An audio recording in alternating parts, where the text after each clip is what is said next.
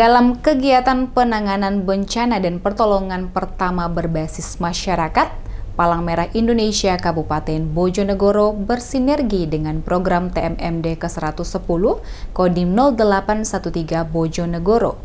Anggota Satgas lakukan pendampingan praktik penolongan pertama pasca terjadinya bencana.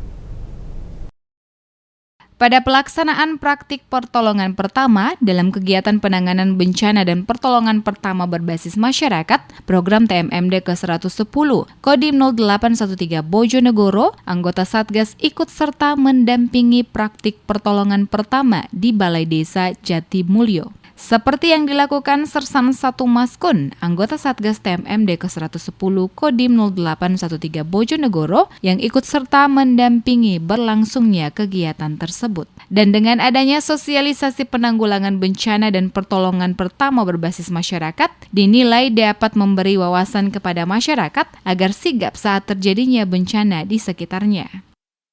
Kegiatan dari Dinas PMI melaksanakan penanggulangan bencana pertolongan pada masyarakat. Tadi dilaksanakan praktek sekaligus dari segi pertolongannya bagaimana, sekaligus dari segi mungkin cara penanganannya. Kita senang sekali bisa berbaur dengan masyarakat, bisa bersinergi dengan masyarakat, bisa memberikan wawasan yang lebih luas, mempunyai pengetahuan yang lebih dari segi pertolongan dengan warga yang lainnya, itu Mbak.